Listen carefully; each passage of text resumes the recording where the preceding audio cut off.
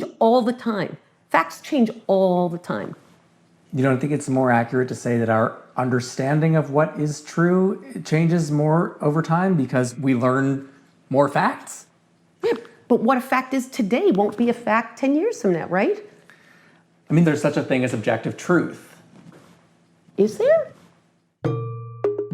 I mean, let me tie this sort of back to sex ed, because the thing is that there are plenty. I'm Andy Mills.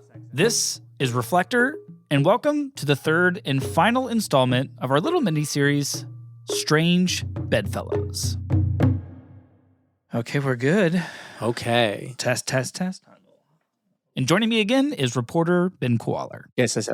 Okay, so Ben, we left off last time with a bit of a cliffhanger, where you were saying that while on the surface, the LGBTQ coalition was seeing win after win after win, there was a backlash brewing. Right. And that backlash had its origin in the American school. So where do we start today? I think that one place to start is in sex ed. I came across a document a couple years ago for a story I was doing about sex ed in New York City. And it's a document called the National Sex Education Standards, rather ingeniously titled because it sounds like it's a official It sounds like it is our nation's sex ed standards. Exactly. But you're saying it's just the name? It's just what these very smart people called it. And it was actually, this reminds me, did you ever hear about how there were some orange juice marketers in Florida who tried to like lock up the name 100% juice so that they could use it on things that weren't actually 100% juice? Holy shit. Why aren't we doing that story? Yeah, maybe we will some other time. Yeah. But back to sex ed here. When you open up these national standards that aren't actually the national standards, what do you learn? Like, what's in the standards? Okay, so look, some of the stuff in here is basically what you'd expect from public school sex ed. For example, early in this document, it says, research shows that quality sex education programs can help young people delay the onset of sexual activity, and by helping these young people avoid unintended pregnancy and sexually transmitted diseases/infections, these programs can yield additional benefits. All right, so the idea being that if you teach this stuff to kids, they are less likely to be promiscuous and get, STDs and stuff. Safer, healthier, more sexless children. Exactly. But it also has a bunch of dramatic departures from sex ed curricula of old. Like the standards say, gender is socially constructed, and it is therefore possible to reject or modify the assignment made, as in the sex assigned at birth, and develop something that feels truer to oneself. Right, and as you were saying in the last episode, this is basically Queer Theory 101. Yeah. Examples of gender include, but are not limited to, male, female, transgender woman, transgender man, agender, gender expansive, genderqueer, non-binary, and more. Right, so the curriculum takes as a given that our genders are not fixed, that they are social constructions, that you can change or fluctuate in your gender, that it is not at all tied to, your chromosomes or your body parts. We can be men, we can be women, we can be non-binary, we can... Whatever it is that you say that you are. Right, based on our inner feelings, our gender identity. Right. So remember, queer theory is about a couple things. Like other critical theory fields, it's expressly committed to questioning the way society is organized, with the aim of changing it. So they're also using the queer theory approach to sex, as in biological sex. Right. Again, you were talking about this last episode. It's not just gender and gender norms that they see as a social construct, but even biological sex. Yeah. So, the standards themselves don't actually spell out how to teach reproduction. But in a companion curriculum released by the same folks, they talk about maleness and femaleness as more of a spectrum than as two distinct biological categories. And so they encouraged teachers in talking about reproduction not to refer to males and females, but instead to people with penises and people with vulvas. Meaning that they are recommending teachers when they're telling kids where babies come from, you're saying that they shy away from using the words male and female? Is that what it says? There's a note here that explicitly says, I'll read this. It's likely kids will see the male parts and, quote, refer to this as the boy or male system, and the system of a person with a uterus as the girl or female system.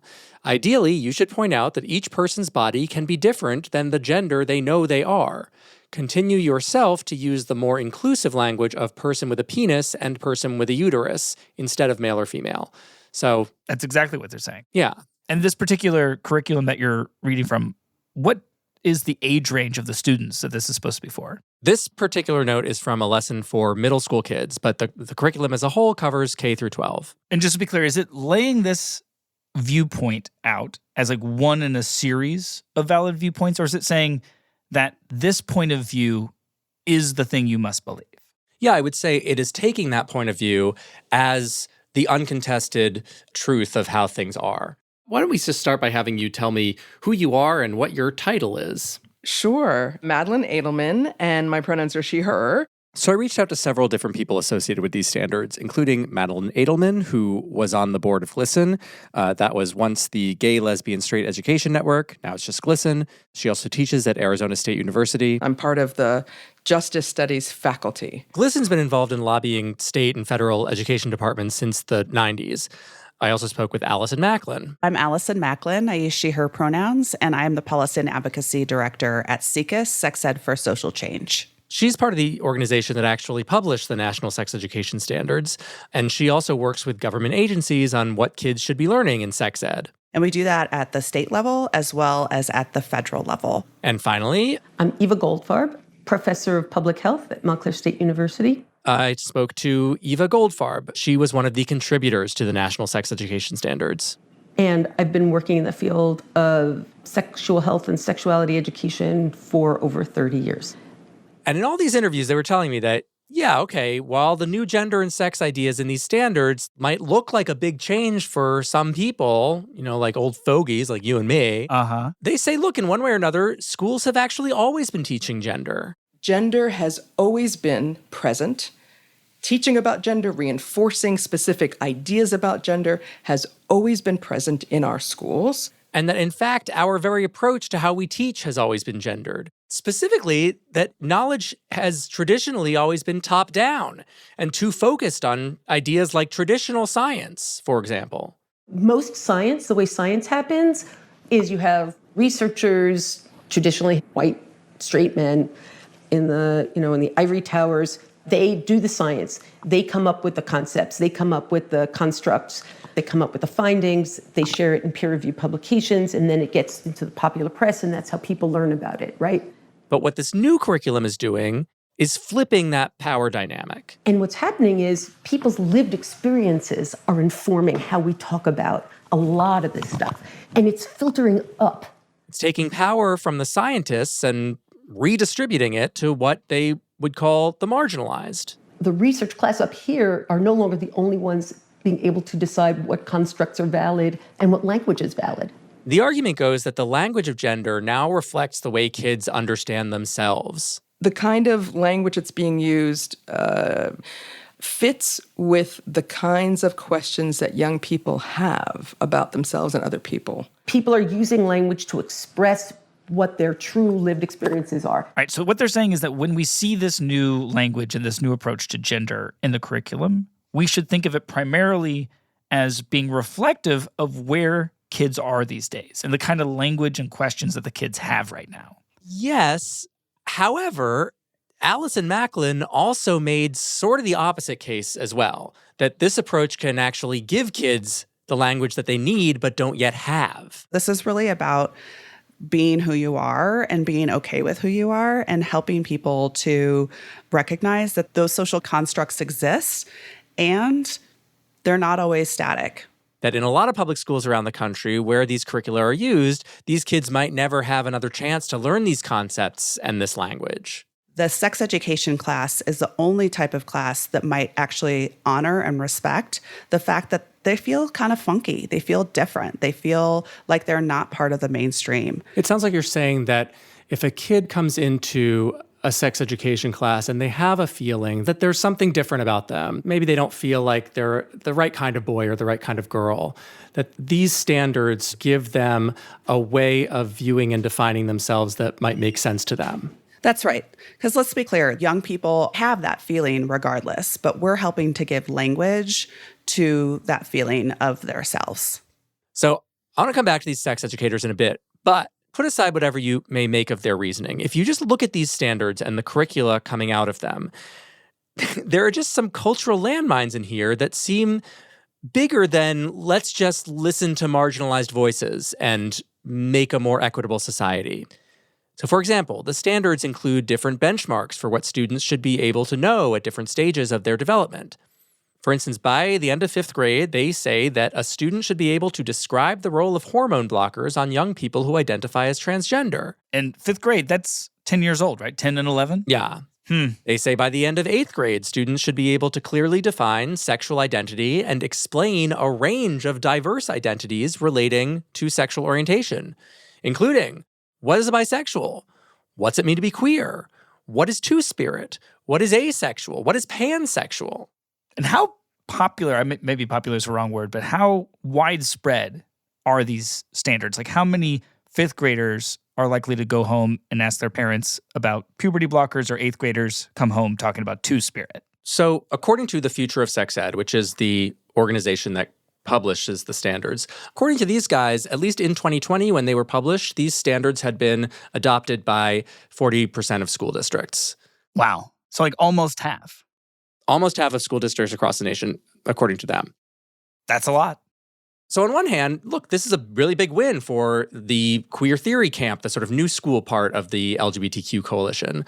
But again, these views are still seen as somewhat fringe. So not surprisingly, this has led to a backlash. You have chosen a highly offensive and outrageous sex ed curriculum. The things that we're teaching children based off this curriculum, they aren't even aware of yet.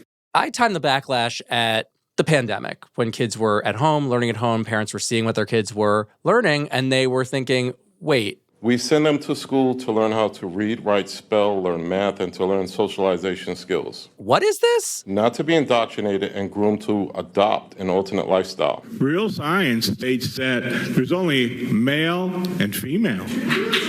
No such thing as all these genders here.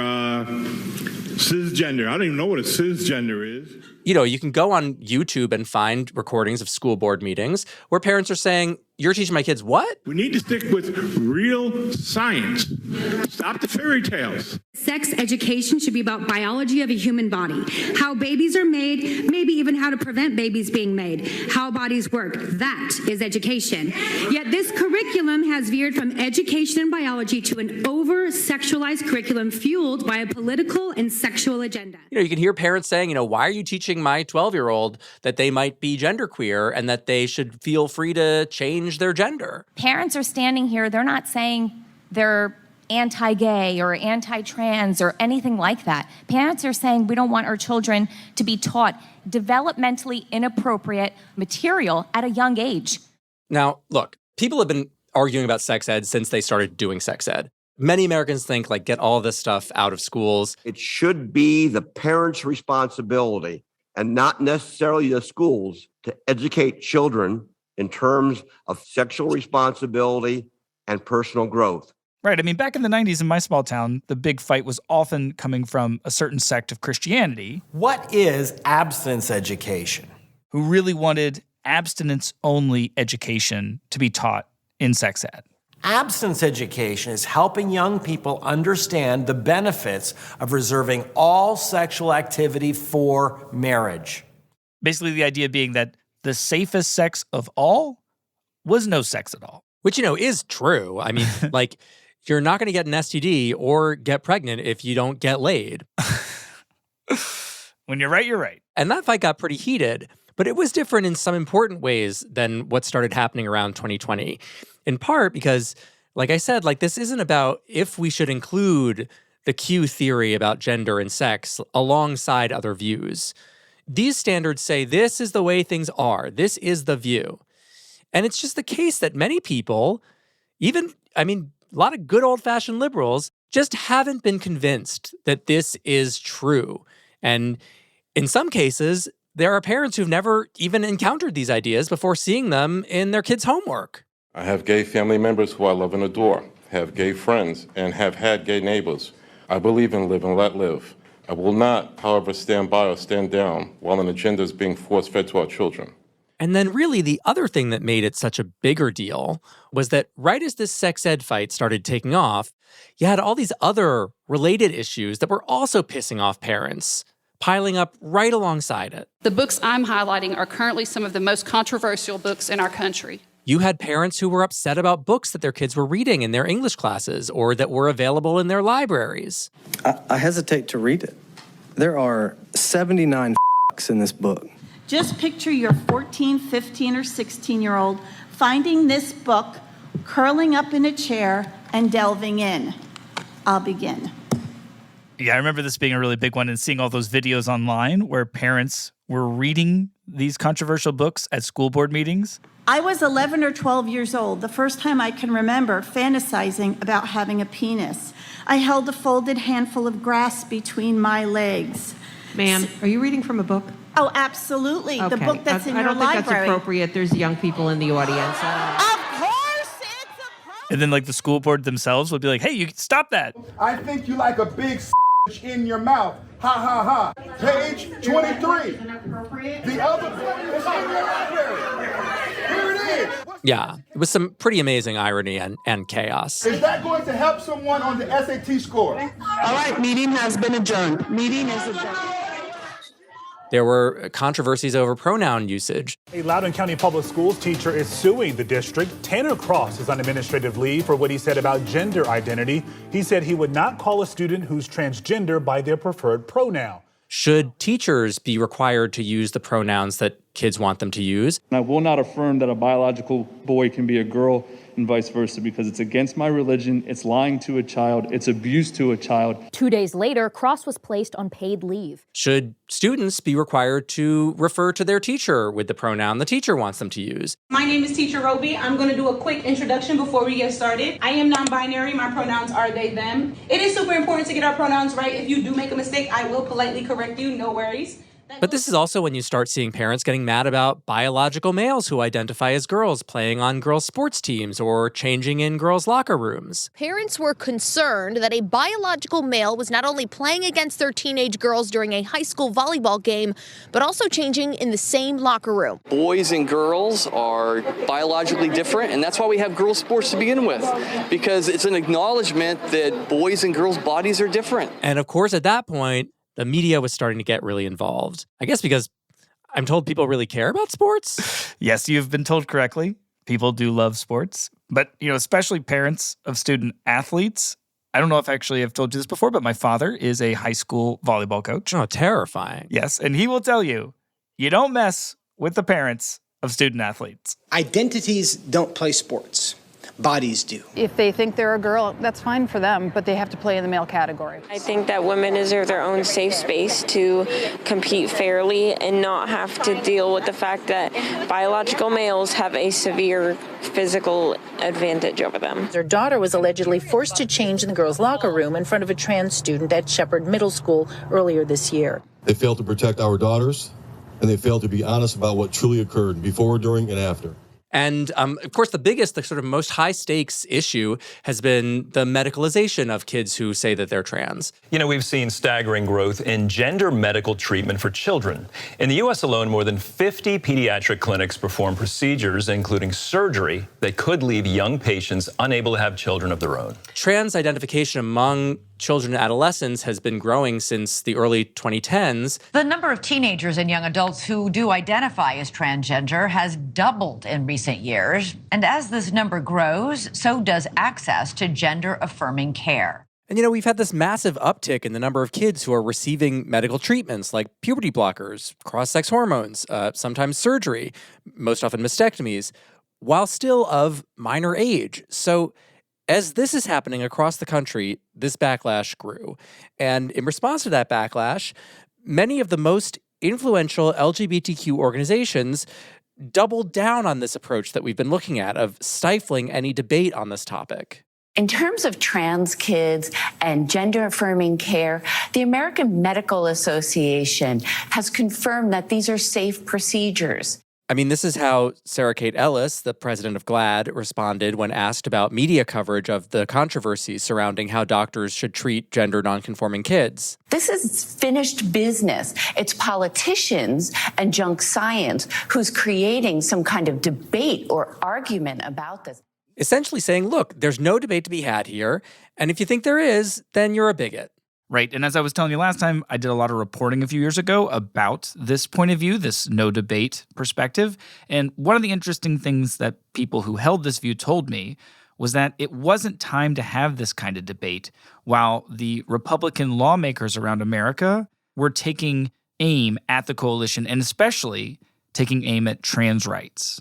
When they say gender affirming care, they mean giving puberty blockers to teenage girls and teenage boys. They mean doing double mastectomies on young girls. They mean chemically castrating young boys. That is wrong. We are not going to... And that it just wasn't the time to have that debate. I'm introducing a bill called Protect Children's Innocence Act, and it would create a law that would cause it to be a Class C felony for any person involved in so-called gender-affirming care. Yeah, that was totally happening, and I think people were aware that it was happening. What hasn't really gotten covered much was the fact that it wasn't just Republicans who were questioning these new practices. Inside the coalition, this collection of LGBTQ letters, there were gay men and lesbians who were also coming out strongly against some of these changes, especially the stuff related to medical treatments for gender nonconforming youth. Protecting children from irreversible medicalization is not discrimination. It's medical ethics. It's bodily autonomy. And it's the defense of future gay and lesbian lives like mine. Many of them came out publicly to say, these kids don't need meds. Leave them alone so they can just grow up to be gay, like I did. A feminine boy who grows up to love men once became a gay man. Under this model, he is told he may be a girl. A masculine girl who grows up to love women once became a gender nonconforming lesbian. Under this model, she is told she may be a boy. And children cannot consent to that trade. I mean, you had Andrew Sullivan making the case that gender nonconformity was a very common aspect of being a gay kid. A lot of gay boys and lesbian girls have a range of gender expression. Little boys will play with dolls sometimes. They will not be so much into rough and tumble sports, although some gay boys are. And they're being told, maybe that makes you actually not gay, but trans.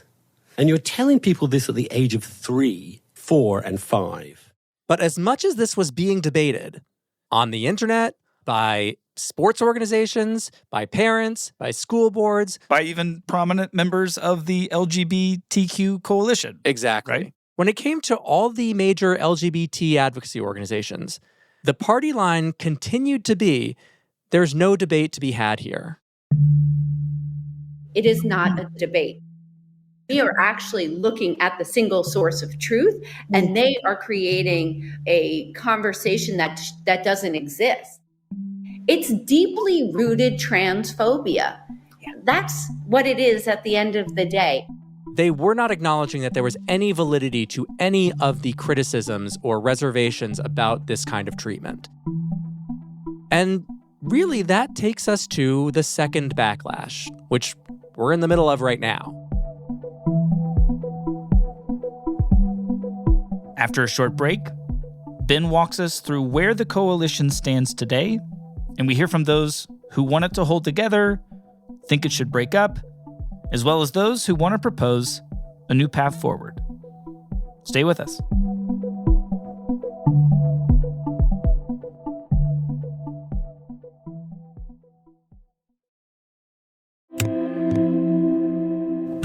Hey guys, this is Matt, co-founder here at Longview, where we believe in reporting that is worthy of your trust, grounded in curiosity and not political bias. And this original reporting is kind of expensive. So to pay for that, you are about to hear some ads. However, we are also listener supported. And if you would like to go ad-free and support our independent reporting at any dollar amount that you would like, you can do that by clicking on the link in our show notes or by going to longviewinvestigations.com. Until then, here's a brief message from our sponsors. Thanks. Okay, welcome back from the break. And now, Ben, Where do things stand as of now? Like, where are we in all this? So we're in the middle of backlash number 2. So this is not just people saying like, wait, what's going on with pronouns? This is a backlash that's now shaping American law and policies on a number of fronts. And really the embodiment of all of this is the re-election of Donald Trump. I will keep men out of women's sports, okay? Who would even think that you could allow this? Who would say that this is okay? These people are sick. They're deranged. Recall that in 2016, Trump was all, hey, go to the bathroom you like. It all works out. That's terrible for a Trump impression. Yeah, it's pretty bad. Anyway, in 2024, he campaigns hard on the T and the Q issues. No matter how many surgeries you have or chemicals you inject, if you're born with male DNA in every cell of your body, you can never become a woman. You're not going to be a woman. I will take historic action to defeat the toxic poison of gender ideology and reaffirm that God created 2 genders, male and female. In fact, he put out this now iconic ad. Kamala supports taxpayer-funded sex changes for prisoners. Surgery. For prisoners. For prisoners. Every transgender inmate in the prison system would have access. Kamala even supports letting biological men compete against our girls in their sports. Kamala is for they, them. President Trump is for you. Kamala Harris is for they, them. Trump is for you. I'm Donald J. Trump, and I approve this message. I mean, you got to hand it to him. It was quite an ad. And he won. I don't know if you knew about that. Yeah, I heard about it, yeah. He's the president now. And he's made good on his campaign messaging. It will henceforth be the official policy of the United States government that there are only 2 genders, male and female. He's issued a ton of executive orders, among them one that said that the U.S. government will now only officially recognize 2 sexes, male and female, fixed at birth. An executive order signed on day 1 requires the country only acknowledge sex, not gender, from prisons to shelters to government identification. He reversed the Biden administration's policy that allowed transgender people to serve openly in the military. He signed another executive order called... We also banned the chemical and surgical mutilation of children. Can you imagine? Could you imagine? Protecting children from chemical and surgical mutilation. Let's say 15 or 20 years ago, you're a politician, and you say, we've banned the chemical and surgical mutilation of your children. Could you imagine having to make a statement like that? People would say, what the hell is he talking about? Another one called Ending Radical Indoctrination in K through 12 schooling. And of course, he also tried to change the law around sports. Yeah. In a few moments, I'll sign a historic executive order to ban men from competing in women's sports. It's about time. And in addition to Trump, there have been a number of pretty meaningful legal battles. Turned now to a landmark decision by the Supreme Court. It upheld a Tennessee law that bans some medical treatments for transgender youth. Biggest one was U.S. versus Scrimeti. The court said that people who identify as transgender who are minors, they don't have a constitutional right to access those kind of treatments. Which said that states have the right to restrict access to puberty blockers, cross-sex hormones, surgical procedures for kids who say they're trans. And furthermore, where there is this kind of growing international medical and scientific uncertainty and the long-term health impacts are still kind of unclear, that those kind of policy decisions are best left to the states, not federal courts. Another big case just happened in the state of New York. In a legal first, a jury in New York awarded a 22-year-old woman $2 million in damages over her gender transition surgery that took place when she was a teenager. The plaintiff accused her psychologist and plastic surgeon of violating standard practices in their fields that led to her receiving a gender transition double mastectomy that she feels left her disfigured. In this case, a plaintiff sued her physician for letting her medically transition when she was 16 from female to trans male. This was a decision she came to regret, and she won that suit. And this is now causing, as you can imagine, a good deal of caution amongst medical professionals who are now pulling back on offering these treatments. Right. And I'm curious, as you're talking to all these different people for this story, did any of them tell you that they have started to see the changes in their own lives from this second backlash? Yeah, of course. I mean, when I spoke to, for instance, Jenny Finney Boylan, she especially talked about how these are changes that have personally affected her practically and certainly emotionally. As of January 21st this year, I have been redefined as male.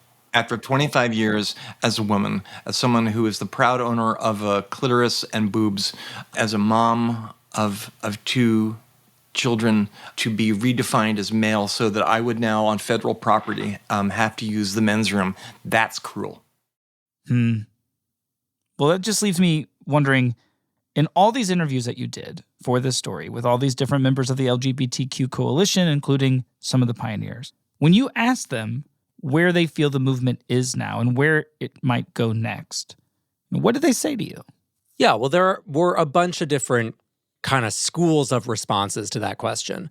For some of these people, look, the idea that there is even a political project uniting the letters LGBTQ, that's over. I'm sick of it all, Ben. I'm sick of it all. So, for example, Ben Appel, who's just published a book called Cis White Gay, he's among the G's and L's who think that G and TQ are not just incompatible, but at the moment, diametrically opposed. I'm eventually going to piss everyone off because I am tired of it all. And he's not alone. There are a bunch of online influencers for whom this is pretty much their thing. LGB has nothing to do with the TQ plus community. The LGB is strictly biology and sexuality, and the TQ plus is all identity and expression of the personality. They have nothing to do with each other. In the UK, there's a movement called the LGB Alliance, which is essentially saying, gays, let's do our own thing because the TQs are hurting the cause. The LGBTQ plus umbrella is now standing for delusion, pseudoscience, deception, criminalizing speech, and codifying and promoting deep misogyny. Okay, so some are saying the time has come to break up. Yeah. It's not me, it's Q. And then there are some who feel like, okay, we don't need to break up, but we need to admit that we've made some mistakes here, and we need to change the way we're doing politics. Trans women with penises don't belong in women's spaces. Like Dana Beyer, someone who considers herself among the people that added the T to LGB. She says, it's not about transsexual women in women's bathrooms or locker rooms. It's about people who call themselves women who are walking around with their penis flopping around in the locker room. Something transsexual women never did, even before their surgery. Even if you say your gender identity is female, women's only spaces need to be protected. And saying so shouldn't make you anti-trans. I will tell you this, if there was a group of women now who didn't want me on their, rugby team or lacrosse team or something because I went through male puberty, if they said that, you know what I'd say? No problem. I'm fine with that. Yeah. If somebody would say, Dana, we know how much you care about women, but we don't want you manning a phone at a rape crisis center because your voice now is too masculine, I'd go, you're absolutely right. I'm not going to do that. For Herndon Graddick, that's the former president of GLAAD. I think we need to correct what's wrong first. And so that's a big thing. I mean, particularly the medicalization of children. He thinks the time has come to admit it was wrong to medicalize so many of these kids. Teenagers and kids should not be given the power to make these life-altering decisions that medicalization causes. Wait, so you're saying that the former head of GLAAD told you it was a mistake to unquestionably support the medical treatment of these minors? Yeah. Wow. I just think that we should completely stop doing anything that might harm children, even if it admits that we've gotten something really wrong. And my understanding is that we have. Well, I'm hearing you say things that could land you on the GLAAD Accountability Project. Has that occurred to you, and what would you think of that? I would be flattered if an open discussion about where we're getting it wrong and suddenly lands me on a list. I welcome them putting me on the list.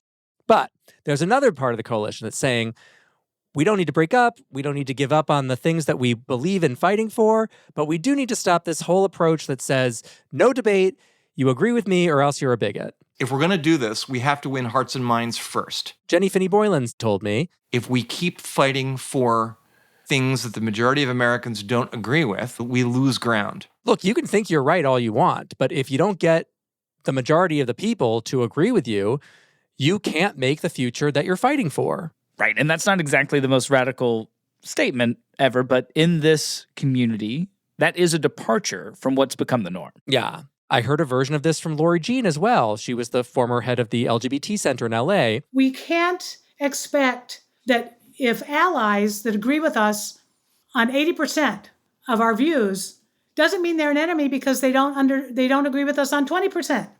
80% is pretty damn good. And we have real enemies, especially now, who are really coming after us, and especially after the transgender community. So we need to form alliances with people who may not pass the perfection test of the most progressive among us. You know, she said we have, for too long, pushed people away who disagreed with us even a little bit. And that actually, she says this approach isn't just bad for the LGBT movement. This is an approach that's a threat to democracy. We have to be able to talk about these things, and we have to not excoriate each other for having different opinions, or we're going to end up with a nation like we've got now, where nobody's talking, we're at polar opposites, and we're about to lose our democracy if we're not careful.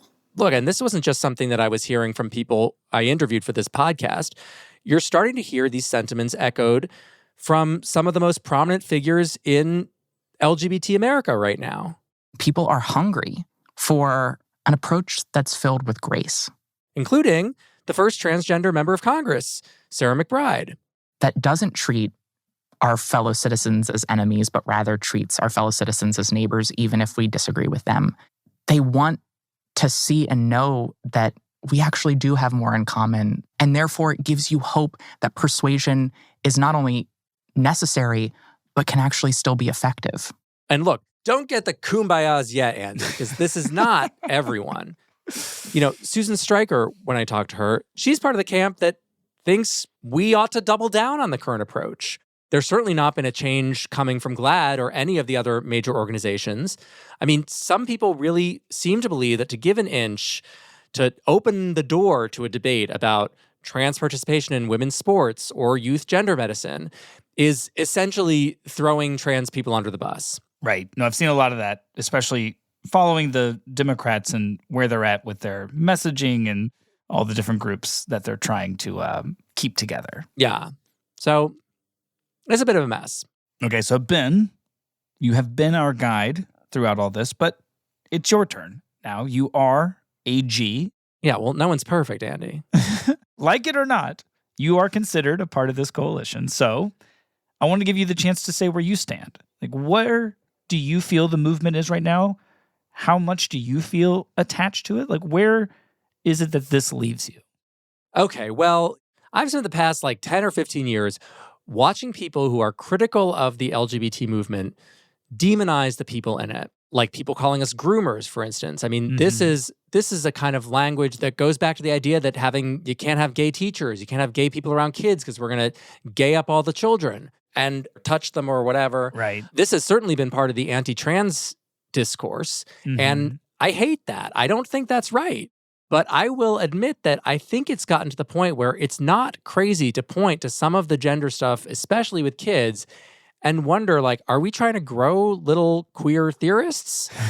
And to maybe wonder if some people are perhaps too quick to tell a boy who likes ballet or who wants to wear a pretty dress that he might be a girl. Right. And I feel like I hear this disclaimer all the time from people who are critical of this stuff. But for the record, as for rights, I've always been a live and let live. I'm a libertine, if nothing else. Do whatever you want to do as long as it's not hurting anyone else. I don't want trans people to be denied housing on the basis that they're being trans. I don't want to walk into a store and see a sign that says, we don't serve transgender people here. I mean, I would also be thrilled not to ever see one of those signs that says, we serve everyone here. How about the signs that say, in this house, look, we believe. Andy, I would love to see the end of persecution. I'd also love to see the end of sanctimony. But, if you can't tell by now, I have quite the beef with these queer theorists when it comes to disagreeing that there's such a thing as objective reality. Play the thing with Eva Goldfarb. Facts change all the time. Facts change all the time. Right. In one of these interviews you did for the sex ed part of the story. You don't think it's more accurate to say that our understanding of what is true changes more over time because we learn more facts? Yeah, but what a fact is today won't be a fact 10 years from now, right? You and Eva really got into it over the disagreement of whether or not there are objective, truthful facts in the universe. Yeah. There's a difference between thinking something is true and something actually being true. Of course, But we won't know which is which until 100 years from now. And then we'll look back and we'll say, oh, we got that one right, we got that one wrong, we got that one right, we got that one wrong. But how will we know that we were wrong? Because there's such a thing as objective truth. Is there? I mean, like, how do you say this is what is true and yet also think that the idea of truth is a social construct? For the record, you are not a queer theorist. No. I'm a queer practitioner. Right. No theory, all practice. All practice. As much as possible. And the truth is, it's very hard to think of myself as being part of a meaningful coalition with people who don't believe in objective reality. I don't know what to do with that. I think that this movement, if it's going to remain a movement, is in a tough place. I would like to think that there's a way to defend trans rights, a way to defend all of our rights, that doesn't also demand that everyone believe that the truth is whatever you want it to be. But I'm not seeing that reckoning happening on an institutional level within any of these organizations. So, good night and good luck. Well, Ben, thank you very much for being our guide. You're so welcome. And it sounds like a story that may continue to unfold in the years ahead. So hopefully you'll come back and tell us more about it. Well, we'll see. But for now, thank you. Thank you.